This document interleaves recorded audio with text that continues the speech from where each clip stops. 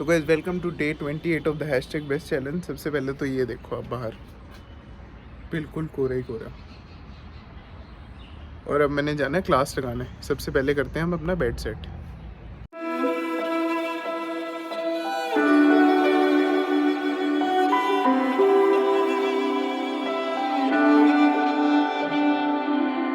I was standing, staying still, never said what I feel. And every time I took the blame, carried all this quiet shame. 'Cause all the pressure in my chest, I've gotta fight to catch my breath. When every step still feels the same, trying not to break. Where do I go from here?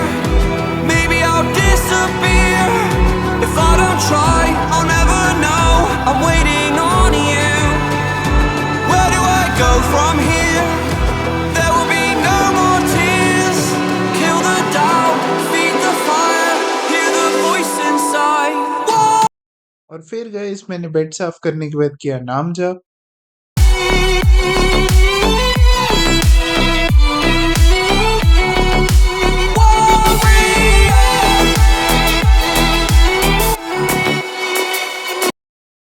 इस class लगाने के बाद जब मैं आया तो मैंने table पे देखा कंट्री डिलाइट का पता नहीं क्या पड़ा हुआ है।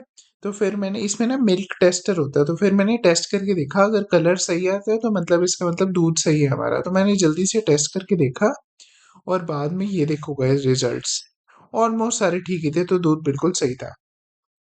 और फिर गाइस मैंने अपना काम करना शुरू कर दिया। तो बेसिकली मैंने क्या किया, मैंने अपनी जो वेबसाइट थी उसको थोड़ी बहुत एडिटिंग की, बिकॉज आज मैंने क्लास में देखा कि सबकी वेबसाइट्स बहुत अच्छी हैं, तो मुझे लगा मुझे भी अपनी वेबसाइट पर थोड़ा काम करना चाहिए।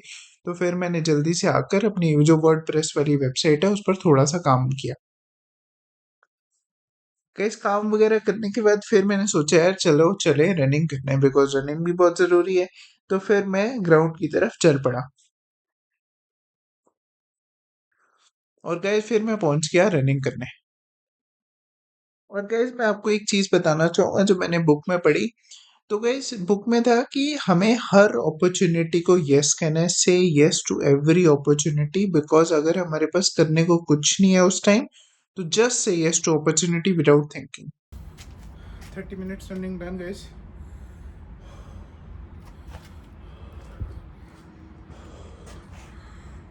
तो माइंड ना हमें बीच बीच में बहुत सारी चीज़ें सोचवा के रोकना चाहता है।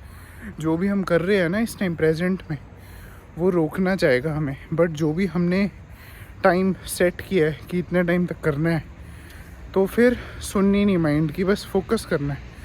जैसे अब मैं रनिंग कर रहा था तो मैं 30 मिनट्स मतलब ब्रेथ पर फोकस किया। बहुत सारे थॉट्स आ रहे थे, मैंने कहा नहीं, ब्रेथ, सिर्फ ब्रेथ पर फोकस। माइंड आपको रोकने की कोशिश करेगा, बहुत सारी चीज़ें सोचवाएगा, कभी पास्ट की कभी फ्यूचर की, कि आप जो अभी कर रहे हो उसमें रुक जाओ।